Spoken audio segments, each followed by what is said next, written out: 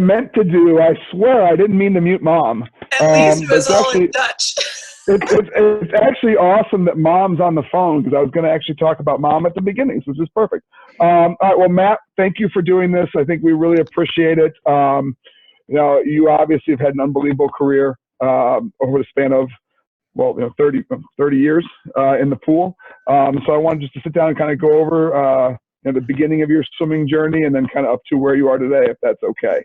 So I guess starting out, what drew you to the pool? Yeah, it's just it's where my brother and sister were. We had an indoor pool growing up in Gurnee. My dad kind of helped build it. And so we obviously had to learn how to swim because we had our own pool just for safety reasons, if nothing else. And it kind of grew on me more and more because, well, we had our own pool. So I was obviously pretty good in the pool. I had a little unfair advantage there compared to other kids growing up. And early on, I realized I liked being good at things. And so since that was the one thing I had the best advantage of, I think that's kind of what drew me to the pool, is that I was really good at it. There's a lot of things that progressed, but early on it was just playing, shark and minnows, trying to be good at shark and minnows. We play a game, colors, fish out of water, anything, Marco Polo, all that stuff was just awesome to me. And that's kind of what started that original excitement. All right, so I know you were a member of the Lake Forest Swim Club when you were younger. Carolyn also. So I guess I'll ask Mom to start, since Mom's on the call. Mom, was this simply my other children are in the pool during practice, so let's just get the third one in, or was this as much love for the water as Matt's talking about? Uh-oh, did I think lose I'm you? muted. No, you're good. You're good. No, you're good. You're good. Oh, okay. Well, he wanted to be Superman. And to be Superman, he needed to be able to dive off the diving board. And to be able to dive off the diving board, he had to swim across the pool and be safe. So he learned to swim to be Superman and loved it after that. Very good. So the dreams of being a superhero turned you into a superhero in the pool. That's pretty cool. So Matt, when we started at Lake Forest, from what I've been able to gather, I mean, you started when you were about 9 and 10 years old. Is that about right? When you started really, USA swimming? Yeah, I'd say that's right. And so it looks like you had success right away. I mean, I've obviously, if you've been to any of our meets over the last couple of years, you can see that up until recently, you still had some state records as a 10 and under. So to start right at 9 and 10 and be winning events within the first year, I would say that you definitely had a thing for this swimming, the swimming thing. Well, I guess it wouldn't be that accurate to say 9 and 10. I guess that's when I really got better but I was swimming before that, for sure. I think even when I was 6, I was still competitive. So yeah, I started swimming earlier than that, because I think I even made JOs maybe when I was 8, and there was no 8 and 8. It was 10 was the first or the oldest. I don't know if that's still how it works today. Mm-hmm. So, but no, I was in there for a while. So I guess I excelled at 10 years old is kind of where it became a little bigger and better. Maybe I hit a growth spurt around then. Well, over the course of the next 4 years, you won a number of state titles, did some things at the zone level, began to make sectionals, and as a freshman in high school. So at the 2000 Olympic trials, I guess Michael Phelps was not the only young 15-year-old male there. You made Olympic trials as a 15-year-old. Is that correct? That's right. Yeah, I made the cut at junior nationals when I was 14, which actually happened to be the national age group record, which, it's so much faster now. I think it was a 1:49.6. And think about that being a trials cut now. I think the equivalent of a trials cut be like over 10 seconds faster. So I was pretty good at 14, 15, but for those of you thinking now, like, man, he was so good. Swimming's gotten so much faster. It's so fast now. Well, yeah, and that was back when you could actually qualify for Olympic trials with short course times as well, as opposed to now where it's only long course. All right, so you make trials. Do you remember what place you finished at trials in 2000? I have kind of a longer story about that. I don't remember exactly. It was closer. It was pretty close to last. I don't think it was quite last, but I don't know if I beat many people at all. I was there just soaking up the experience, being able to rub shoulders with the best in the sport, get some free suits, and yeah, it was just seeing the highest level of swimming. That had a huge impact on me. I didn't go to the meet thinking that I had a chance of making it. Maybe if you go to bed at night and dream that 1% that hey, who knows, I can drop Right. 10 seconds and let's go. But it was yeah, it was a pretty impactful moment, even though it wasn't competing to even final or even come close to finally. All right, well, you made a statement there, so I figured I could bring it up. The suits. Yeah. That was the beginning of the change in suits. I mean, that was, for those of you on the call that don't know, that was the introduction really for many swimmers to legs. I mean, that's kind of where they began the full leg suit and the full body. Were you one of those youngsters that tried that new suit on at that meet for the first time? Yeah, and that's maybe why I added so much time. Is I was told like the more suit the better. It's a faster material than your skin, and that's when it was called shark skin. And I love sharks too, so I'm like, it's shark skin suit. I love sharks. They're fast. I want to be fast. Let's go. Cover ankle to wrist. I think I ended up with the Farmer Johns for another over the shoulders to ankle. But yeah, the rule with the suits was they need to make them available to everyone. So they had to give out the free suits just so they'd be available for everyone, for the top swimmers to try it. So that was pretty incredible. So if you made the trial, you get what was then $400 or $500 suit for free, and that was a huge motivator for a little guy just to get your hands on such a fat suit. I wore that thing out pretty. So as we move forward, obviously trials, not a great experience, but not the finish that maybe you hoped for. You go through the next 3 years of high school, and again, we can kind of say you rewrote the record books in some cases, setting state records, national championship, first ever state title for Lake Forest men's swim team. You obviously had a tremendous group of teammates. It wasn't just you, but I guess talk a little bit about the high school swimming experience for you at Lake Forest. Yeah.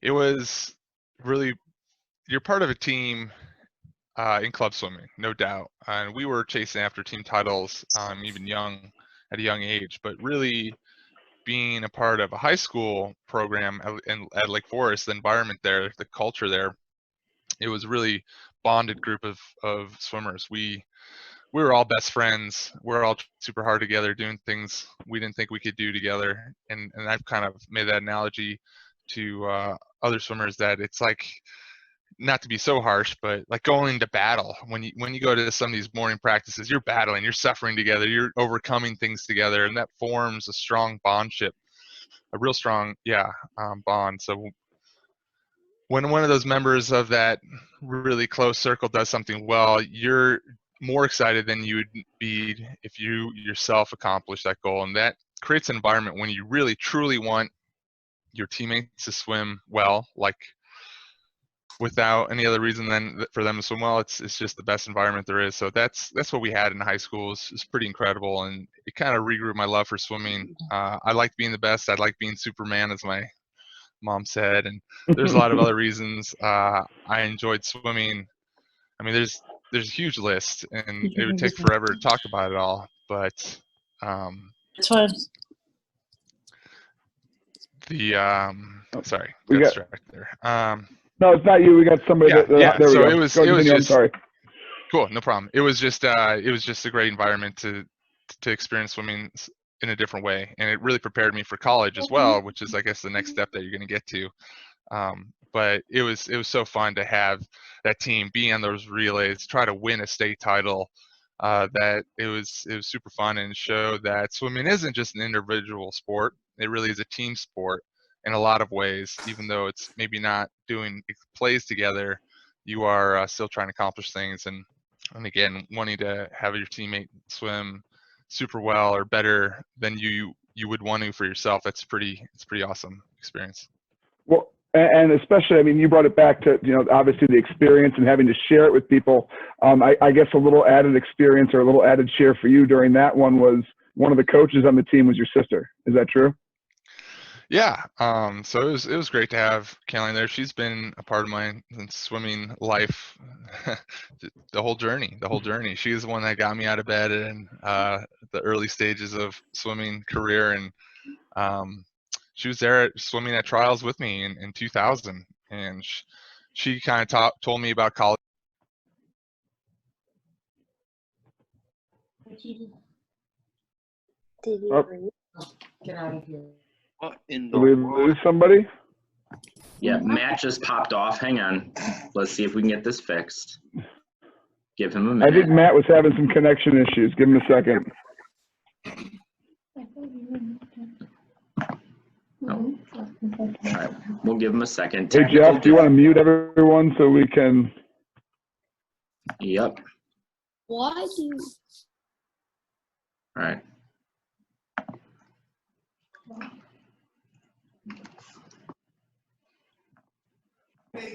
Huh. E.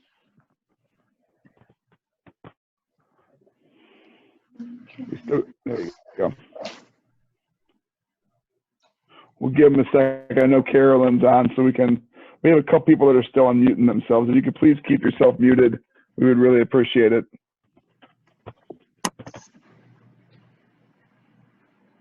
We'll give Matt a moment to get back on. Yeah.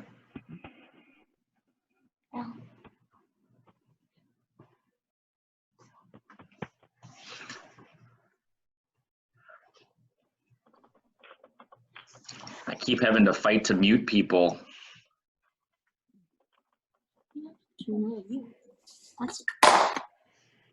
So he's booted. He said that you booted him out and he can't get back in.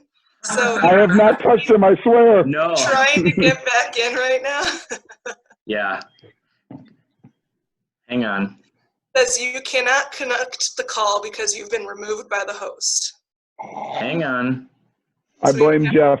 I blame Jeff at this point. He started talking about high school swimming. Hang on. Let me see what I can do.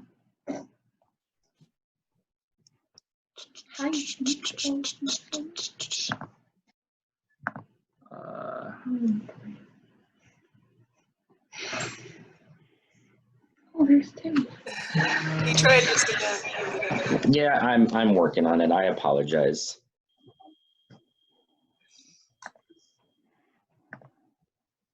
Well, Carolyn, while you're on the phone, and we can spotlight you and ask you a question or two while you're on here, if that's okay. Sure. Your brother was talking about his high school swimming, and obviously he's talked about trials and about you being at trials. What was it like having this younger brother of yours qualifying for trials and being there in 2000 with him? So I was going into my senior year of college. So that summer I just trained, and then I popped back in just to swim trials with the team. So we sat together as a team, but we weren't on the same day. I was doing 100 breaststroke and he was doing 200 back. And I had a bunch of college friends there, so we weren't really paying attention, but he was running everywhere and just getting the most out of this experience. I think somehow our middle brother also got smuggled onto the deck, and it's not like the Olympic trials that we know today where it's crazy force and it's hard to do anything with everybody because it's just such a show. But back then it was really, really outstanding to be able to sit in the bleachers just like any other meet and then see these amazing swimmers all together. Okay, so then fast forward. I asked Matt before we got booted off, or before the connection was lost, about being on a high school team that obviously not only won a state championship but won a national championship, and you were one of the coaches. What was it like coaching your brother? Well, I was the head JV coach at the time, so I was on deck all the time. He and Lee called me in and said, he was more like, hey, Lee really needs a coach. You're coming back for working back here in Chicago. Can you do it? I'm like, oh, all right, I guess. It'd be fun to see what you do. And it was really entertaining to see him grow that last year before he went off to college and be part of that whole growth with those boys. Even to this day, I'm close with those guys too. I mean, it was fun to see them build that community together and then step up and just do amazing things. It was just the right time. It was really the right time. Yeah. Yeah, those don't come around very often, having a national championship and, coaching your brothers. It's pretty cool. Do we have any luck with Matt yet? Are we still waiting to get him back on? Well, Jeff? because you set it up, I can't add him back in right now. So give me I'm working on it.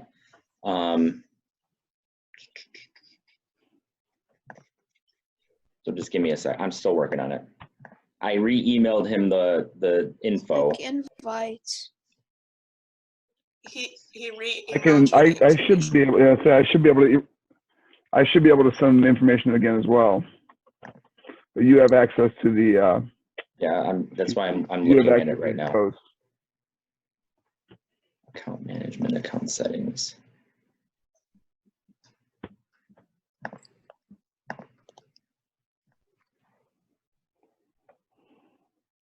In meeting basics.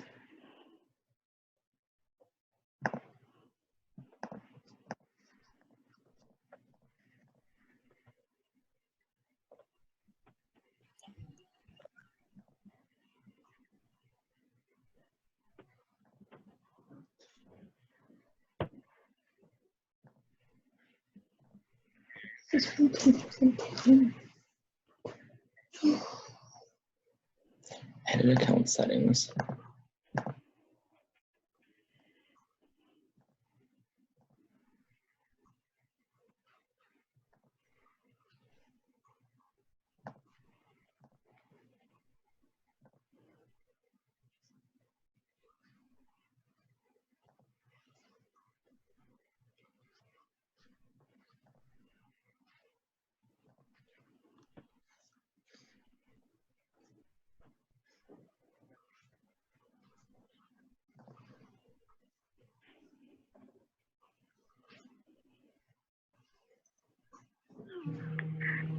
Grab my phone, please. Open it for you.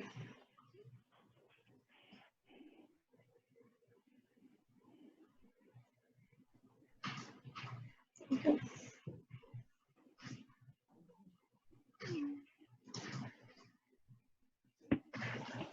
That's it. Do you want me to turn it?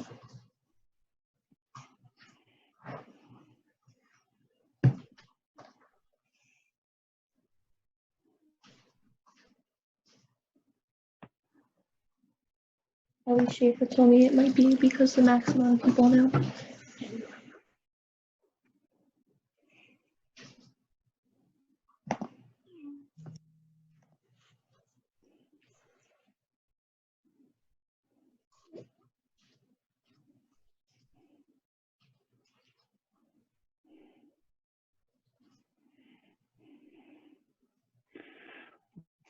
Carolyn, while he's still trying to figure this out, and we're trying to get Matt back on, do you have any funny stories about Matt involving swimming you want to share with us? He didn't get an email, by the way, Jeff, if you did send him a new one. I did, but give me a minute.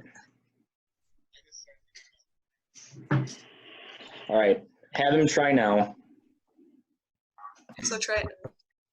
So I would say some of the funny stories and maybe most relatable stories are trying to wake Matt up in the morning.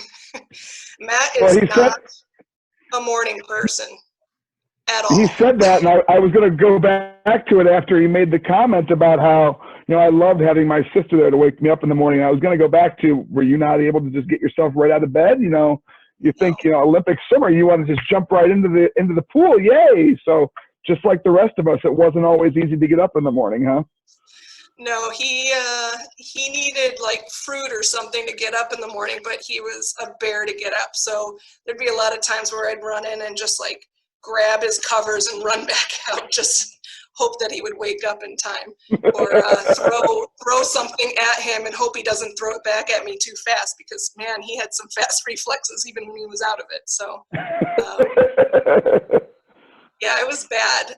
There's plenty of times where I dragged him to morning practice, and it was outdoors, and the pool was never heated, and they would be, he and a couple other guys that are just, 13, 14, maybe even younger, and their lips are blue, like dark blue from being so cold, and everyone would be like, come on, and he'd be like, I just can't do this, and just would sit there shivering the whole time. And finally I'm like, Coach, come on. He's got to get into a warm shower. Happened many times. But Again? he's always been pretty good at training. He's very competitive, so it's always been fun to push him around. I think Right. when I was better at something, he wanted to be better than me. And when my brother, the middle brother, Andy, was really good at something, Matt's goal was to be better than him in it. We've had many stories about, other sports where we used to have one of those indoor basketball hoop things where it like feeds the ball back to you over and over. You see it at the arcade. And my middle brother loved basketball, so he would always play it over and over, and Matt would sit there for hours just trying to beat the score because he wanted to do it, and he would do it in the middle of the night or at a time when he wasn't supposed to be doing it. So it was really fun to see that competitive spirit all along then. Very cool. Was he able to get back on? Do we have success? He just dropped the call. It just went beeped. Maybe that's because he had success, hopefully.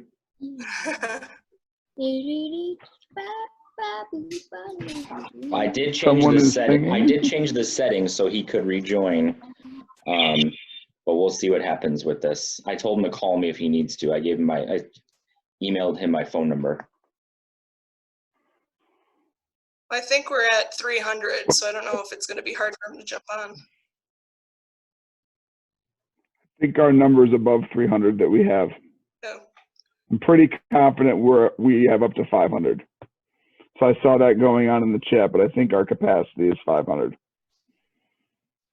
So I know I was getting, when he was talking on my screen, I was getting bandwidth issues. So I don't know if maybe he was able to. Let's see what we got going on here.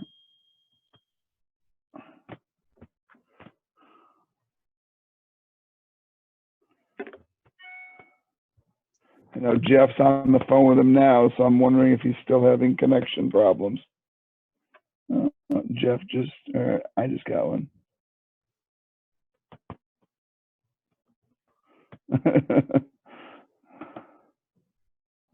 He's still having issues, and I got one from Matt, so he's still trying to get on. Matt apparently is a Zoom expert and is giving Jeff all these Zoom passwords to hook on, so it's good. No. I thank everybody for their patience. Obviously, we can't foresee tech.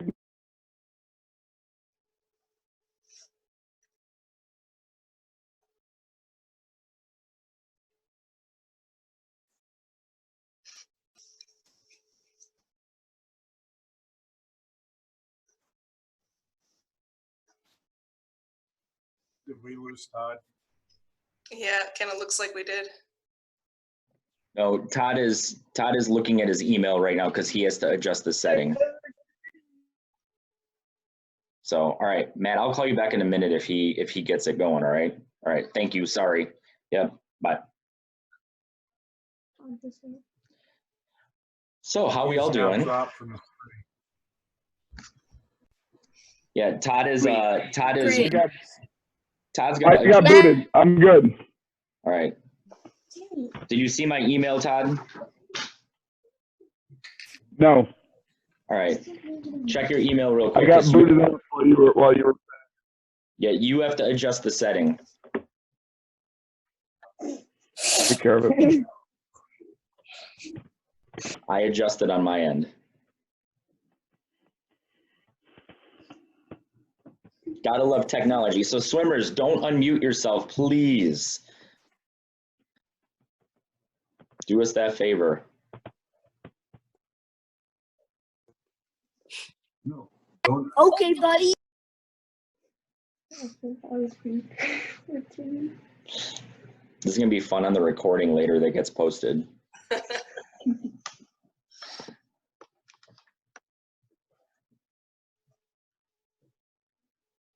And Todd, just so you know, it's not in your settings like on Zoom, it's on their web version. I don't think he's there.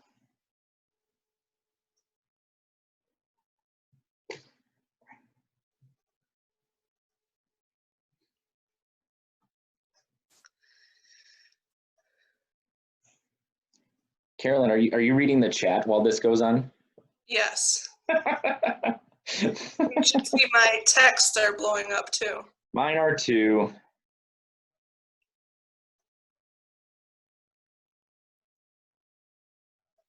We'll let this try. Otherwise, we will try to shut it down for a second and then reopen it, and everybody will sign in using the same link.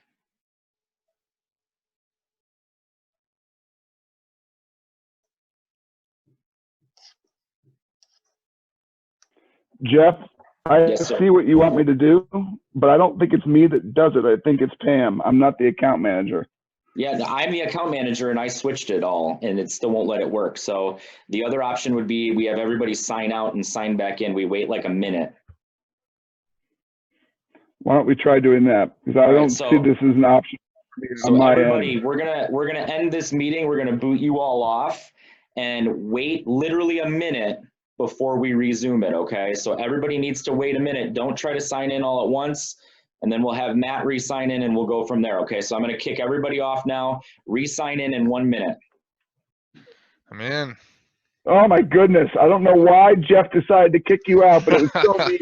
He didn't like my talking anymore. He's No, No. it was, like, I nah, liked you that's not talking. good. I was muting all of these swimmers who kept unmuting themselves, and I highlighted your name. And there was somebody that had signed in that we had a Zoom bomber earlier on one of our swim team dry lands, and I had kicked him out already and went to kick him out again.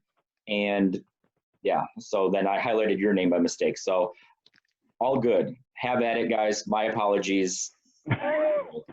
It's all good. All right, we'll give everybody about 30 more seconds, then we'll get started again, okay? Yeah, we're at 215, so we should be okay.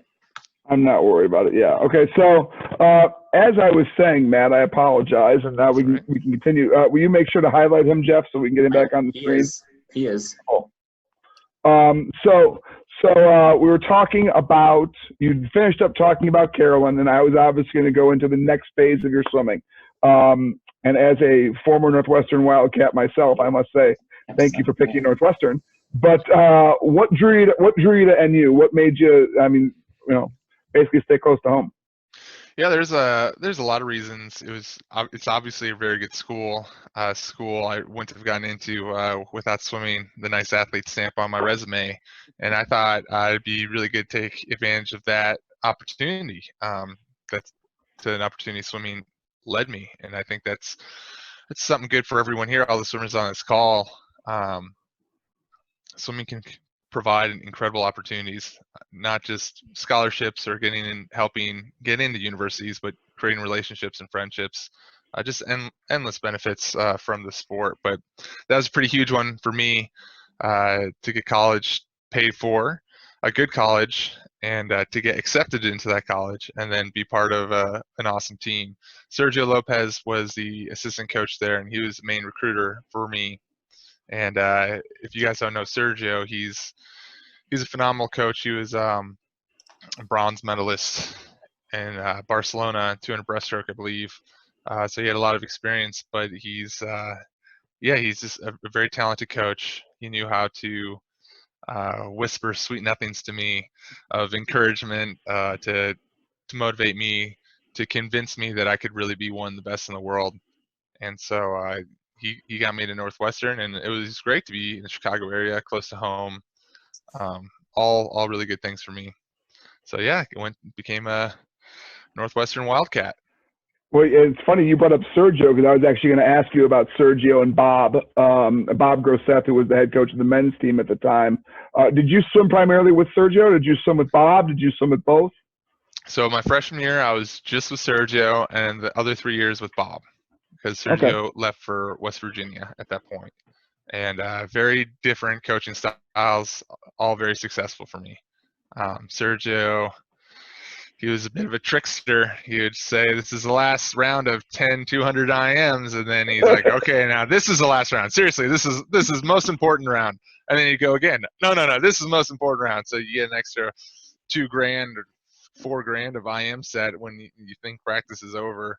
But he really had a way to let your mind understand what the body was capable of. And he taught me, and it's something you guys might know on this call, that when you think you have given your all, when you think, like, I can't do another lap, practice is over, I'm done. If you had to, you could probably do the set over again. And that's something I learned kind of the hard way, but you really had a certain confidence after that once you realize that you can kind of swim forever and you kind of turn off that pain a little bit. I call it going dumb, which I'm now very into my swimming. I'm a very mindful swimmer, but certain points to get through some of those hard sets, you just kind of have to, you don't want to think about the pain. You got to think about other things, distract yourself. And I kind of learned how to do that. And I still like to do that end of races. I kind of have a little trick there I wouldn't mind talking about later if I can fit it in. Oh, no, definitely. All right, so obviously with Northwestern, they were not a swimming powerhouse compared to the Cals, the Stanfords, Auburns at the time. You came in there, and another freshman came in with you to make you guys probably the two most talented freshmen in the country at the time, Michael Alexandrov, both from Illinois. Following year, you bring in another national level swimmer in Kyle Bubolz, and Northwestern goes from being kind of a competitor in the Big Ten to being one of the the top teams in the Big Ten in the country. What was that like? And obviously, adding to that, what was it like being on a team that was, for yourself, winning individual and NCAA titles and relays winning NCAA titles? It was awesome. Actually, even before I think Mike Alexandrov committed, I knew more about Kyle Bubbles, which is he's a year younger than us, but I swam with him in Australia. I don't know if it was called the National Junior Team Worlds. It was a junior team meet, and it happened to be in Australia, and he was on that team, and we kind of hit it off. And he was the #1 recruit for his class, and he's like, hey, it'd be really cool if we went to a program that we could completely turn around. And he actually probably talked to me more about it than I talked to him originally, and I was like, that would be really cool. So Kyle coming in, I was like waiting for him all my freshman year, and obviously Mike Alexandrov, just a phenomenal swimmer, and that's 3/4 of a relay. So we're like right there, we're ready to win NCAAs. We just need to find a freestyler. And my senior year, we did. We had other great freestylers, but NCAAs is very hard meet, so you need a really good one. And so when Bruno Barbich came my senior year, we're able to win that 400 medley relay. And with the previous 2 years, we were winning with 100 to go by a pretty significant amount. So it was always heartbreaking when people kind of ate us up that last 25. But my senior year, that was a really incredible moment to be a part of, because that was a goal that we worked for 3 years, and to finally win a title. It's pretty rare, as you're saying. It's not a powerhouse team. You don't see relays win NCAAs that isn't the Stanford, the Cals, Arizona's, Texas, Auburn's. You don't see a small team like Northwestern win a relay. So that was really an accomplishment that we felt good about and celebrated. And it was really neat to kind of be the catalyst, or part of the catalyst that could help change a program. And I think we got 6th at NCAAs that year as a team, and that was really neat to be part of. Well, and I didn't want to gloss over it, but I wanted to talk about your college swimming. But during that time, during that 4-year period, there was another Olympic trials, and I believe they were in Long Beach in 2004. What do you remember about those Long Beach trials? Because obviously you are now one of the premier swimmers in the country. what do you remember about that experience? Yeah, I think that's important to me in the timeline of my swimming, just for what it did to me, not so much what the actual results were. So that's another meet. I actually made finals, and I'm sure everyone on this call and most people know how you make the Olympics. To make the Olympics, you got to get top 2 at Olympic trials. So you have your prelims with about, I don't know, 60 swimmers or so, and then you get your semifinals, which is 16 swimmers, and then that gets whittled down to 8, and then you have finals, and now you just got to get top 2, easy. So I made it to finals, and being from the Chicago area like you guys are, there's not too many outdoor pools. I'm sure some of you swim outdoors, but it's probably kind of rare. And so I didn't really know how to swim outside that well. And in the finals, we're trying to make the Olympic team. I hit the lane line, and then I hit the other lane line, and then I hit the other lane line. And when I came out of the pool, I was just bleeding down my lats. Both of them, I had hit the lane line so hard. So I was like, man, I need to learn how to swim outside. And so I knew that when I did finish, if I was going to keep swimming after college, and that was the decision I made, I knew I needed to swim outdoors. So that was one of the big takeaways from that meet. Another takeaway is I did not swim the 200 backstroke because Michael Phelps and Aaron Pearsall were going to, and they were going to be the best. And why even try against those guys? And then Phelps scratched the 2 back, and I swam it in a meet sectionals a couple weeks later and went a 159 and would have almost made the meet when I hadn't trained for a couple weeks. And I was really mad at myself for not giving at least giving the opportunity to make the team, because it would have been possible, very possible, and maybe I would have made it in the 200 backstroke, and to not even do it. I guess I did the 100 freestyle instead, but I got really mad at that, kind of a lost opportunity. So it was another driving force later on, is to not have too many missed opportunities, which will tie into 2008 trials. Well, yeah, and I was going to go there. So in 2007, as you just said, you finish school and you move out west, and you go out to swim at the University of Arizona for Rocket. And for those of you guys that don't know who Rocket is, do you want to explain what he did for your swimming at that point? Rick DeMont, the Rocket. He was the Arizona sprint coach for, he's was there for over 25 years, probably 30 years. One of the best sprint coaches in the world. He was an Olympic gold medalist himself. He and actually Lee Lovelace at the time was as well. I got coached by some incredible swimmers that then became incredible coaches. Very blessed in the cycle of my swimming career. But Rocket really connected with me on a level like all my coaches had. That was really important for me, at least as a swimmer, to have a connection with my coach and an understanding of what we're trying to accomplish. And he also believed in me, and he kind of switched back to very focused swimming instead of that mindless I was talking about, the 200 IM sets, turning off the pain receptors. He wanted me to turn up the focus, turn up the mindfulness of every stroke, thinking about everything, being more powerful. And so my yardage actually went down significantly and my power went up, and it was huge for my swimming. I instantly went way faster. I remember that January, after I'd been there for 4 months, I went to Long Beach Grand Prix, and it was almost a breakout swim meet for me. It was yards, and it was mid-season, didn't come down at all for it. It was in heavy training, and I remember beating Michael Phelps for high point. And it was for $2,000. That was the prize money, and for first place, and $1,000 for second. And I beat him. I don't know. I swam out of my mind. Every event was incredible, and I'm not trying to brag. It was just seeing that, hey, this is working. The stroke changes, the changing in training styles had really worked for me, and that just gave me a huge boost of confidence to get ready for what was going to be in 6 months, which was trials. Yeah, and that leads to your third trials now in 2008. Talk about that experience making the Olympic team for the first time. Not that many people know this, but so that year I went a 148, 200 free in season. Again, times have changed. It's gotten faster now, but that was really fast. That's a time that very possibly could have made the Olympic team. Again, mid-season. So with the rest, I was hoping, maybe I go 146. Who knows, even faster.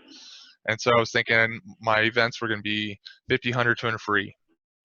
I talked about that opportunity. Well, we kept the 100 back on the slot because it was second day. I was like, maybe it'll warm me up for the 100 free, which is my premier event. That was my main event at the time. I was like, that could be a good warm instead of 2 free, and I was kind of checking things out. I was like, I kind of just wanted to do the 100 back, or actually Rocket put me in the 100 back when I thought I was going to be the 200 free. So I'm headed to the meet thinking I'm doing 200 free. And he's like, no, you're doing the 100 back instead. And if you guys don't know the story, I ended up getting second, beating Ryan Lochte, who was supposed to get second after Aaron Pearsall, who was a current world record holder at the time. And then that's how I made my berth to Olympic team. It's 100 backstroke that I didn't think I was going to swim to beat two of the best ever. So it was pretty. I thought I could do it, but it was kind of an unexpected way. And then I was able to make it in the 100 free as well. I think I got fifth in the 100 frees, which means I get to swim on the relays. So you go to London, and obviously you've been on national teams before. Well, You've been Beijing. at world champion. Oh, I'm sorry, Beijing. I'm spacing out. I'm going way too far ahead of myself. You're in Beijing. You've been on national teams before. You've done national level swimming. Talk about the difference between a world championships and now the Olympic Games. Oh, there's just such a team camaraderie at the Olympics. Olympic trials is the hardest meet in the world, hands down. It's tough. It's brutal. It's cutthroat. You're cheering for other athletes, but you really want to make the team. You want your friends to make the team, and you're not really necessarily. I hope people aren't rooting against each other or other people, but it's inevitable. It's human nature to maybe not want the best for other swimmers, so people or you yourself can do better. And it's not a great feeling in swimming. It's not a way I like to do it, and it's hard. It's hard to get through. But once you go through that fire, that Olympic trials, you come through forged a new shiny person, and that's what the Olympics is. And that team was so close. 2008 was such a close and awesome team, and it was such a pure time for me, being my first Olympics and making a team where I thought I could but didn't have high expectations. It was really incredible. So yeah, I've been to short course world and other events, but this was just, man, it's the Olympics. It's what I've been dreaming of since I was 8 years old. It's the meet that I wanted to go to. They give you bags and bags of free stuff, and it was just the coolest thing to be a part of. And then they tell you the ratings, like, hey, there's 2 billion people that watch this, and that's like 10 times more than the Super Bowl or whatever it is. It's just so cool.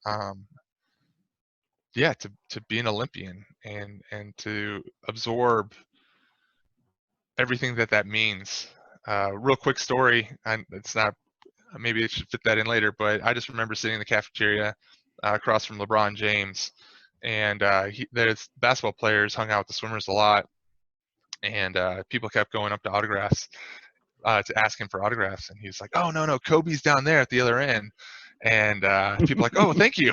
And they'd go, not bother him, and go ask for autographs from Kobe. And I was like, this is incredible. Like, I'm never imagined I'd be anywhere at this level where I'm having lunch with LeBron James and talking to Kobe later, where he actually remembered my name when he saw me, a time later. It was just felt so big, so real. So yeah, it was just an incredible experience. Okay, so you go to your first Olympics and you don't come home empty-handed. How did you finish the Olympics? Yeah, it was great. My very first swim, 100 back prelims, I broke the Olympic record. I was like, whoa, like I got a chance here. This is awesome.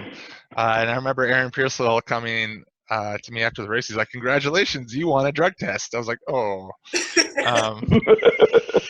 But it was great. Ended up finishing silver after Aaron in the 100 backstroke. And then I swam prelims of the 400 medley relay and 400 free relay. That legendary 400 free relay, the coolest race I've ever seen, ever. If you guys haven't seen that, you got to do it. 2008 400 free relay. I swam in the prelims, so I got to get that medal when they won gold. And gosh, that was an inspiring moment too, just to see Jason Lezak come back from he was so far behind the greatest swimmer in the world at the time, Lane Bernard, who was the fastest. And he split a 46.0, the fastest split in history still, in a time that was way ahead of time. And it was really proved that if you enough, you can make anything happen. That was like such an inspiring moment to see Jason, who didn't give up on himself. When, like I said, if you're a body length behind the fastest guy in the world, you're like, oh, well, it's probably not going to work out. But he thought he could do it the whole way, and that's that race is why Michael Phelps has his historic 8 Olympic medals. I don't know if he ever he should have bought him a car or something. I don't know if he ever did. But I feel like a lot of Michael's success is defined by that moment and what Jason could do for him. Okay. And I don't want to fast forward too much, but obviously 2012's next Olympic Games, something happened in between there. You had a World Championships. They also, the infamous suits that you were so excited about getting free now became illegal, and we go to a whole different level of suits. And you get ready for the 2012 trials, and Aaron Pearsall's gone. And so now the best backstroker in the country is you, and you're the one that, in a different position than you were in 2008, where the pressure's now on you in some regards. What's that trial like? You're absolutely right. It was very different. It wasn't, I kind of talked about how the first Olympics was so pure and awesome. And what I mean by that is there's no expectation. I was there, just enjoy myself. It was an experience. It was not a vacation exactly, but I was there to see everything, experience everything. 2012 was business. The country needed me, relied on me. They needed a backstroker. I was going to be that backstroker. I wanted to be that backstroker. And so I did well at Olympic trials. I think I had at the time, maybe still the fastest textile time ever. Well, I don't know what they call it, just the pre-suit stuff, or post-suit, kind of before these new suits. It was business, and I swam fast. It wasn't as enjoyable, but I accomplished what I wanted to accomplish. And there's a lesson there. I don't know, you guys can dig through it, but it was awesome. It was awesome to experience my goal, to stand up on that podium in the first place spot in the individual, and to get the medal around your neck. I mean, that was my goal since I was 10 years old. So that's 17 years in the making. It's like a 17-year-old goal. To experience that is maybe the greatest feeling in the world. There's really, it's hard to describe the entire process in words or in words. But when you're on that podium and you have a couple billion people watching you, and they raise your flag in the top position, and they're playing your national anthem, and you think about all the experiences you've had to get to that moment, it's pretty powerful. And then I got to be on the podium again because I made the finals of the medley relay. So that was pretty neat to be on what was supposed to be Michael Phelps's last event ever, because he retired. And I was like, hey, I'm gonna tell my grandkids one day, like, this is the last medal that Michael Phelps has too. But then he came back and won more, so I can't say that anymore. But no, it's just an awesome experience. So you go through this journey where you were like the new kid on the block, and now in 2012 you are essentially the man. You win the gold medal in London. A couple other obviously life-changing things happened in 2012-13. You were famous on the internet for something more than your swimming for a while with your proposal to your wife Annie at a swim meet. You get married in 2013 after the Olympics. So what's the next quad like for you leading into 2016? Obviously, your life has changed. You are, in essence, an adult. What's it like? Yeah, more responsibilities. It wasn't just swimming. I actually had to do things. Where really from 2007 to 2012, I was almost just a college swimmer without school. It was awesome. Now I had to try to make money outside of just swimming, doing clinics, or really become a brand, is I guess swimmers would now say, and which is never something I've truly enjoyed. I enjoyed just the sport, the purity of the competition of it, not so much the try to get famous and money aspect of it. But it was good. Like you said, I got married in 2013, and I really enjoyed the wedding, the lead up to it, and so I didn't train that much that year, and I happened to still win worlds, which was a bad lesson for me, because I was like, man, I don't even have to try that hard. But I went way slower. I almost added a second from the Olympics. It was just kind of one of those years. And then in 14, I kind of got my butt kicked a little bit, so realized that I couldn't sustain with that kind of mindset and training. I had to go back to full throttle, and that gave me to 15, and then I'll let you continue.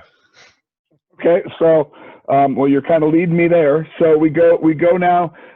Trials number 4, 2016.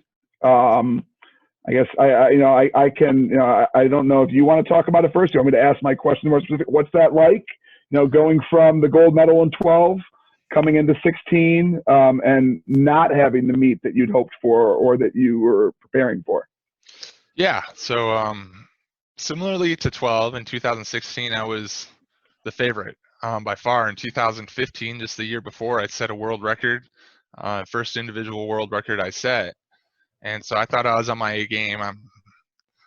I'm cranking, I'm training, I'm looking strong, feeling good, and thinking I'm gonna win another Olympic medal. And I was almost to that point. I was almost thinking about Olympics more than the trials. And then at trials, there's this. I wouldn't even say I swam that poorly. Just 2 guys swam really well, and that's Ryan Murphy, who's now the world record holder, and David Plummer, who's incredible guy, and I've been racing him since I was 10. And those guys had the better day, and that's all it takes in this sport it's who has the best day, not necessarily who's most consistent.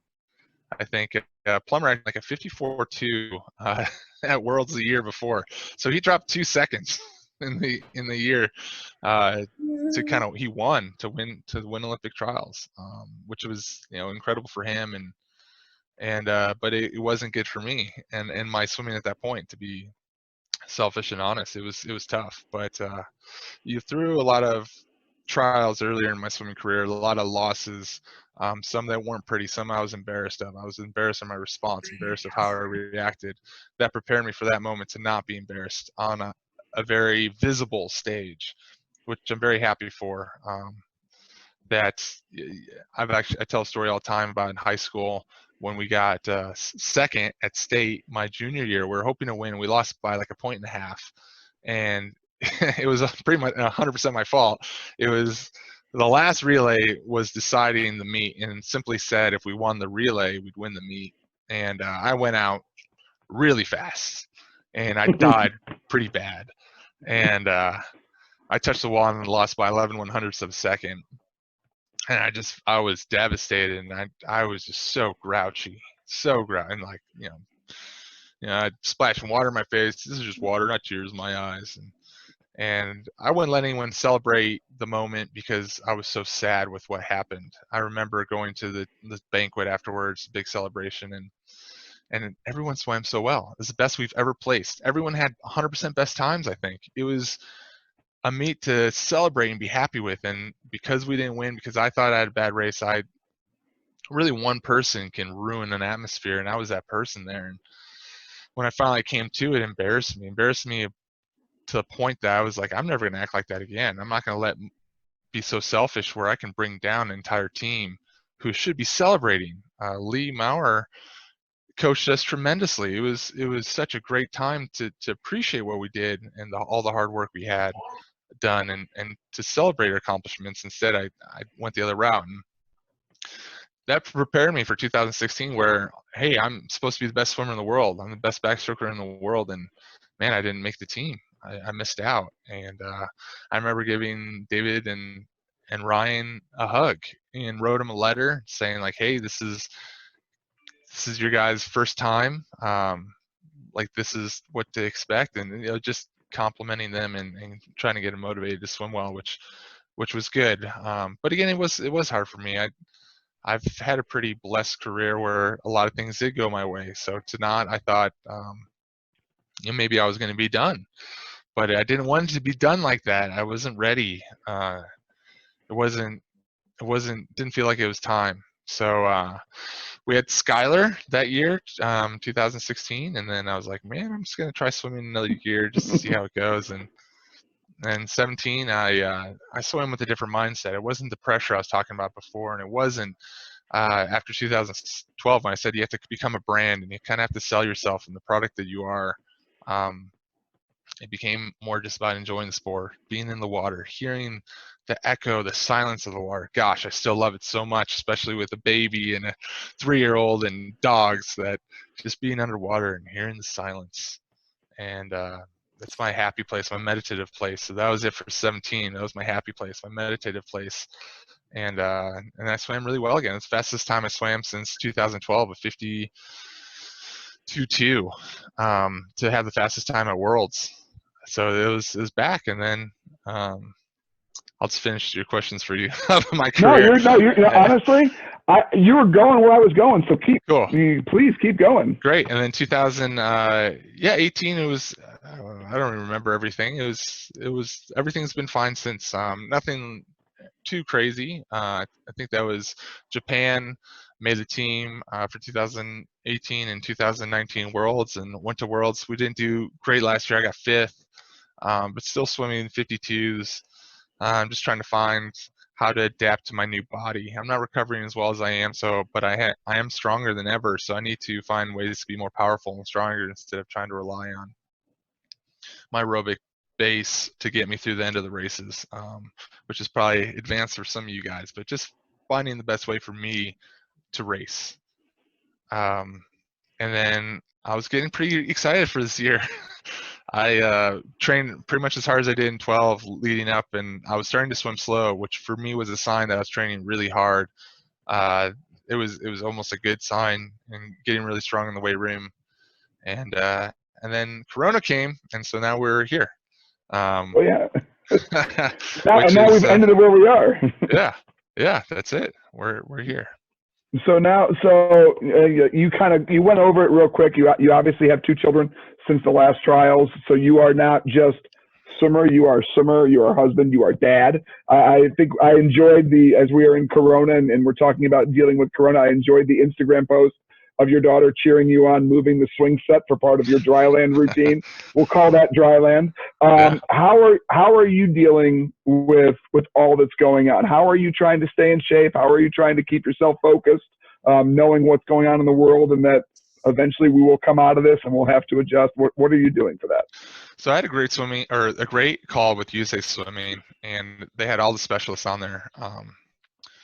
And we had the best minds in swimming, and they basically gave me confidence that even though we might not be doing much right now, we're going to get it all back quickly.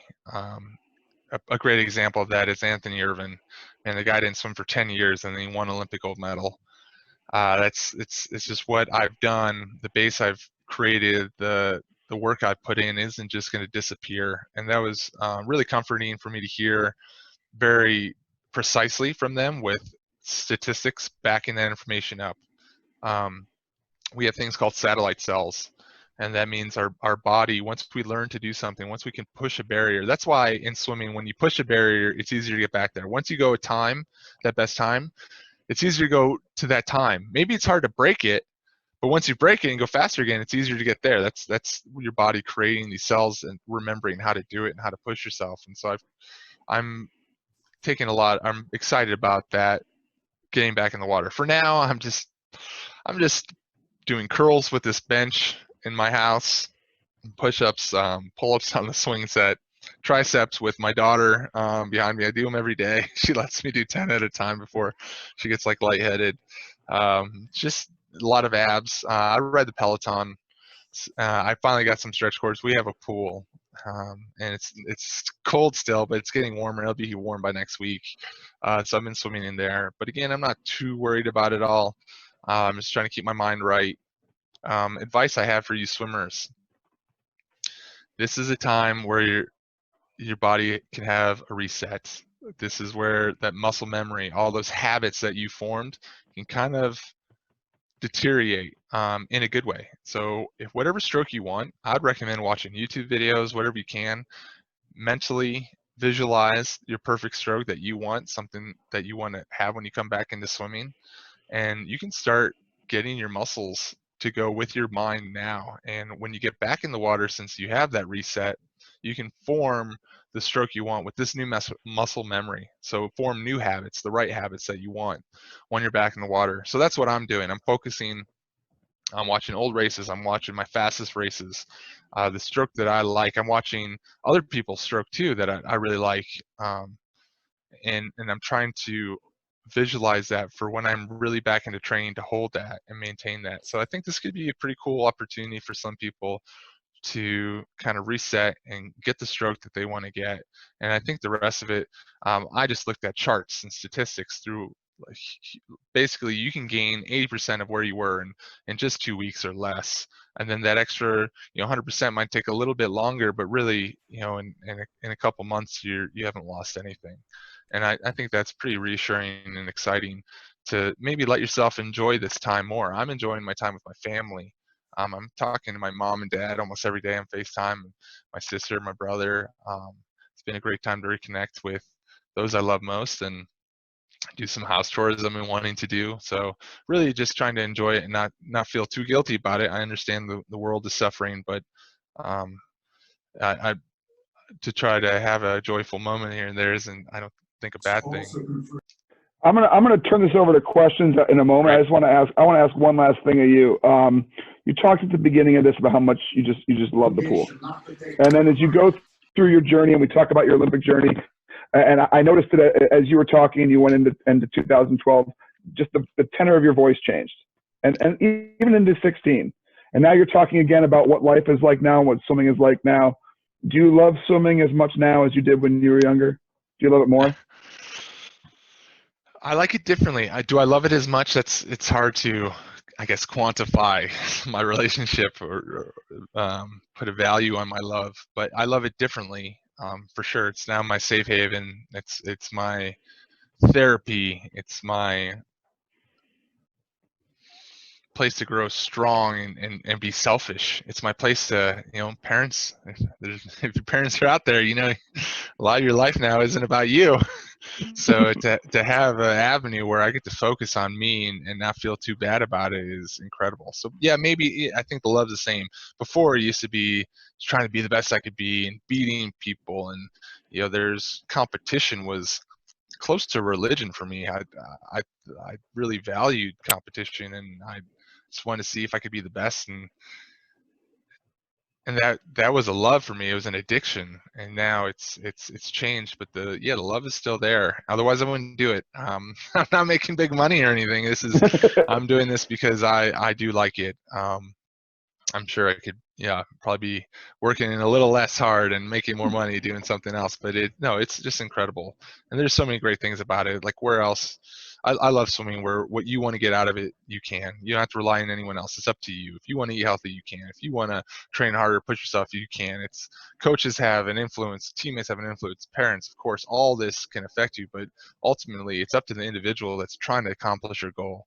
And that's pretty unique about swimming. You don't have a judge judging you. Man, that'd be tough. Sorry for you divers out there, but man, like having subjective scoring, no way, not for me. What we do, we get to see on the scoreboard, and that's just that's incredible. It's just great about our sport. All right, I'm going to go through some questions we have through the chat, and if you have a question for Matt and you want to raise your hand through the Zoom app, that little blue hand, you can raise it, and we'll start calling people that have their hands raised. One of the questions that we have on the chat is, what is your go-to meal before you swim? Your go-to meal. I accidentally hit the volume, so I did hear the question though. Sorry if I missed something. If I just had a blank face. My go-to meal is chicken and rice. I think that's just, before me, it's bland. I get nervous. I still get nervous. That anxiety, it's it doesn't go away. I think if it did go away, I knew it'd be time to hang up the goggles. I still get very excited about the race, and so to kind of keep that tummy happy is chicken and rice, something I'm comfortable with, something I know, and I can kind of, I can maybe stop it there. It'll add some vegetables like broccoli or something. Well, Claire Anderson has a question through the chat. Her question is, what goes through your mind when you're behind the blocks and you're about to race? What's the last thing you're thinking about? That's a great question. Thank you for it. It's going to be a long answer. I have a routine I like to do, and I'll explain why, and then I'll tell you what that is for me. A routine is just something I do before every race, and that gives me comfort. Since I'm doing every race, it's kind of check marks, checking the boxes, knowing the system's ready, like a system check of a rocket ship. And I do it every time, so that gives you comfort, and that comfort gives you confidence, and that confidence helps you race faster and battles anxiety. How many of you swimmers out there have to go to the bathroom before you race? Like me, every time, still, I have to go to the bathroom. We're like, well, darn it, I just went. Like, why do I still have to go? That's anxiety. That means you're excited about it and you're ready to go. But you don't want too much anxiety. You don't want you to have to, do actually go to the bathroom, or you don't want your stomach to hurt or anything. So to deal with that, I do a routine, and part of my routine, what I do behind the blocks, I'm talking at the bigger meets, but even small meets, when I get there, they will announce their names, and I'll put my goggles on around the time they announce my name. I'll do my little wave to the crowd, and once I put my goggles on, I forget about the crowd. I forget about everything else. The pool's empty, and I picture myself doing the perfect race. For backstroke, I'll picture myself jumping in. Ooh, the water's a little chilly, but the blocks are sticky, and I feel really strong and powerful. I'll pull up and do an explosive start, and I just kind of picture go through the entire race of exactly how I want to swim it, the race strategy I want to swim it in, and over exaggerating how good I feel and how strong I am throughout it. And so that's it. So if you ever see me on TV and I put my goggles on and I'm kind of go stone face, I smile away to the crowd, I put my goggles on, it's race time. And that's part of I do stretching behind the blocks. I do like the same thing every time. And it's kind of to see, okay, am I ready to go? And if a certain stretch is tight, I'll work that muscle. I'll work my leg a little longer until it is loosened up. So it's again to have that comfort of familiarity, something I do every time. But it's also, hey, is my leg tight? Like, do I need to stretch it out more? So it has value. I know some people listen to certain music. Michael Phelps does his bend over. I'm sure everyone's seen that one. Everyone kind of has their own routine. I think that's great. So this kind of ties into that question. Maybe it does, maybe it doesn't, I guess. What would you be able to tell, what would you wish you could tell your younger self that you know now that you didn't know back then?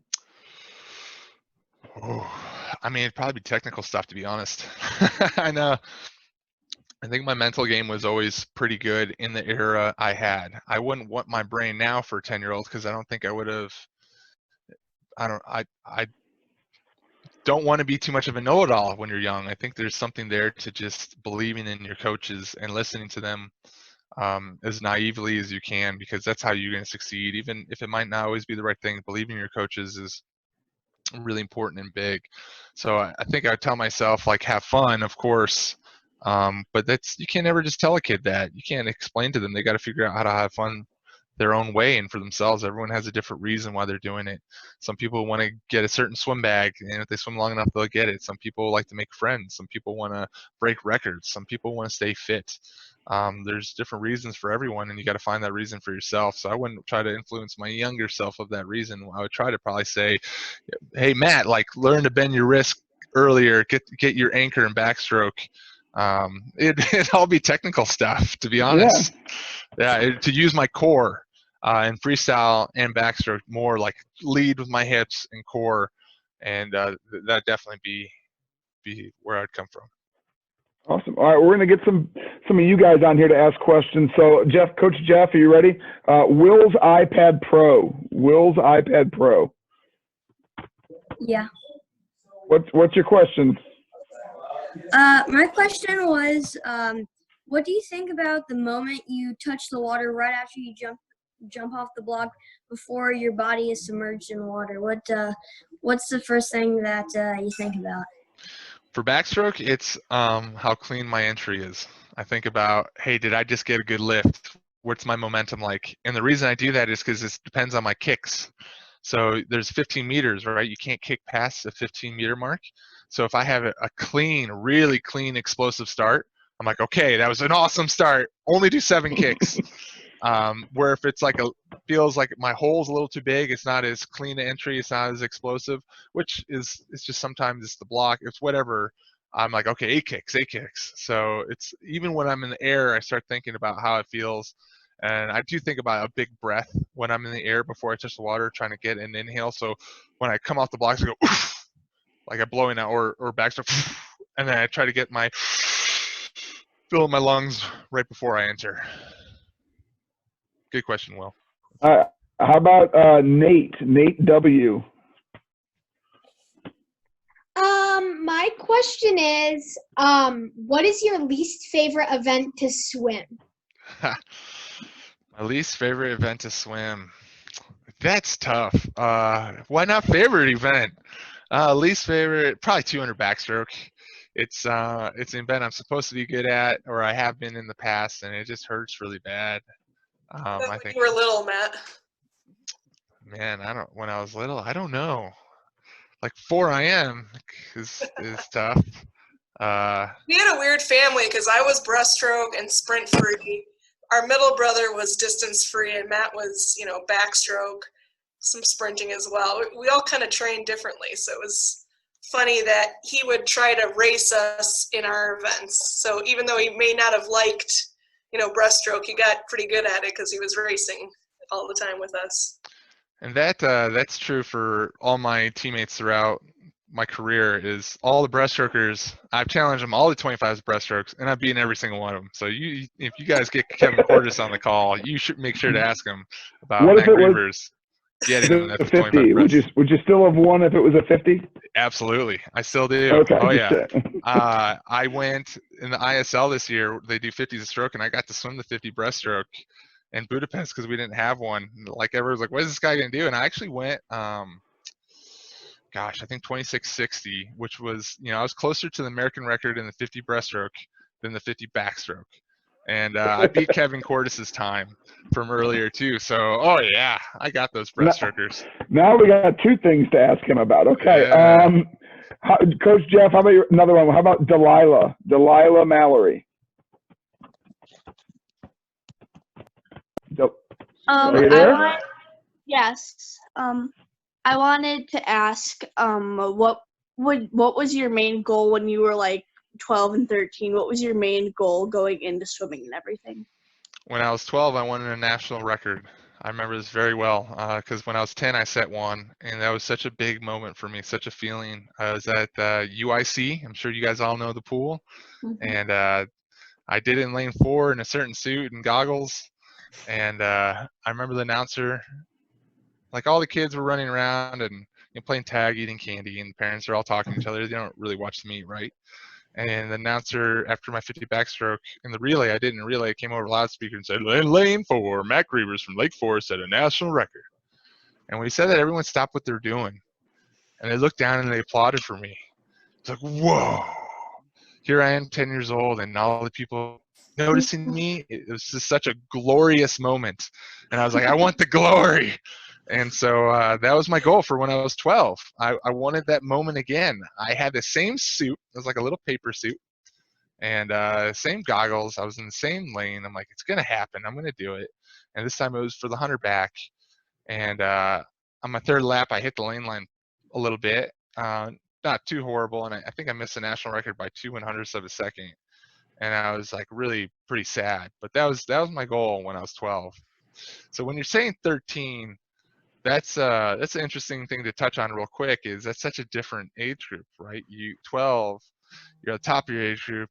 You're beating up against poor little 11-year-olds, and then when you turn 13, that's a big change in a lot of ages. A lot of people have their maturity there. They go through puberty and they get growth spurts. And I remember when I turned 13, I was racing guys with beards, and I didn't have it. I was like, "Hi, why does this guy have a beard? That's not fair." And that's just so the goals have changed. When I was, I guess, 13, it was just trying to win, but I wasn't close because there's so many older, stronger, better people at the time. The next one, Jeff, why don't you unmute Grace? Grace is on my list next. Go ahead, Grace. You're good to go, Grace. How do you cope with disappointments, like if you had? Yeah, well, I kind of talked a few stories earlier. There's different types of disappointment. There's disappointment in if you let people down, you just got to realize that everyone still loves you. It's not you're stacking the most pressure on yourself. So if something doesn't go well, you're making it bigger than it is in your own mind, and that's something you have to understand. That your coaches, your teammates, your friends, your family, you might build something up that you let some people down, but you didn't let anyone down no matter how you swim or do in the sport. just by competing and doing your best is what everyone's looking for. So that disappointment of other people, I think, should be easy, because you should, when you get that hug after the race, or people are trying to comfort you, that's knowing that you're loved. On a personal level, I think you just gotta look for the new goal, the next goal. I deal with disappointment by setting something else up and getting excited about the next opportunity. And really, you're asking about disappointment, which is a good question. And there are going to be some in everyone's lives. I just talked about when you hit 13, man, that's a level. Like, you're atop the world when you're 12, and then all of a sudden you hit 13, you're at the bottom of the age group again. That's tough. But it's a time to switch your goals. And when you do hit a goal, when you go best time or close to it, like, oh, I didn't get a best time by enough, I only got it by like a tenth, I won it by a full second. Like, it's not the way to look at this sport. It's a hard sport, swimming is, and it's a great sport, and I love it for so many reasons, but it's still tough. So you got to celebrate those little victories, every single one, and to celebrate it with more people, the better. So good question. We got time for just a couple more. How about Kendall? Hi, I was wondering, when you're nervous and you're about to do your event, how should you calm yourself down and get excited? Yeah, so that's what I said earlier about routines. I think it's really important to set a routine. And my routine really actually starts almost when I get to the pool. So I try to get to the pool about 2 hours before my race, and I kind of stretch. And you can actually train your body. A lot of people on here might have heard of Pavlov's dogs, and that's a simple thing. They ring a bell, and then they'd feed a dog, and they do this enough times. When they ring the bell, the dog starts salivating. They're trained the dog. Well, your body can do that too. You can train your body a certain way. So if you drink a Gatorade every time, a certain time before a race, and you keep it special just for racing, Gatorade, it can be anything you want. Eating honey, whatever it is. If it has some nutritional value, that's a bonus. But you're getting your body prepared and ready. And that's what this routine is doing. If you do the same thing, you're actually starting your body mentally preparing it to race real well. And so it's the stretching. I get there, I drink like a pre-workout. You guys might be too young for some of that, but it's then doing the warm-up, and I do the very similar warm-up every time. And if you're very excited, maybe listen to calming music. It doesn't always have to be pump-up music. It's whatever you need personally. And different things work for everyone. Jeff, the next one is Lauren O'Connor. Can you find that name on the chat? She's got a great question. Lauren? Yeah. Go ahead, Lauren. Go ahead. Do you see your daughters swimming? I do see them swimming. I've been swimming with them almost every day because it's finally warm enough in our pool. I think it's a great sport. It's given me so much. If she wants to swim, I'd love her to swim. Skylar's got huge feet, so I think she'd be great. It's whatever she's going to want to do, though. But I would encourage it. I think this is a wonderful sport. For so many reasons. I've talked earlier about not being subjective, and you get out of it what you put into it. But I mean, you stay clean, you're healthy. That's the best exercise really for you, and you meet such great people, and there's so many great things about it. All right, we're gonna go with the last one. The last one, we're gonna have Simona. Simona, the last one. Are you there? You're good, Simona. Go ahead. Who was your best coach and why? That's tough. That's not a fair question, because they were all. I've had so many great coaches. I don't like that question. I'll say I would have quit the sport if it wasn't for Lee Maurer. She would found a way to communicate to me, to my competitive side, to my yearning for relationship side with swimmers and a coach, and she kind of got me to stay in it. So that's probably, without her, I wouldn't still be swimming. But Rick DeMont got me to be the best in the world. And there's so many other coaches in between that have made a big impact on me. That's a tough question. That was I put you on the spot with the very last question. Wow. Well, Matt, I just want to, on behalf of everyone on this call, we want to say thank you for taking the time, technical difficulties and all. Thank you for taking the time with us. I'm sure our athletes got a lot out of it. I know us coaches on the call got a lot out of it. I really appreciate hearing your story. Wish you the best of luck for 2021 and maybe beyond. But best of luck to you, and thank you very much. Yeah, thank you all for listening. You guys were great. Good luck to everyone in Illinois. Thanks, Todd. Thank you. Have a great night. Thanks. Thank you, everyone.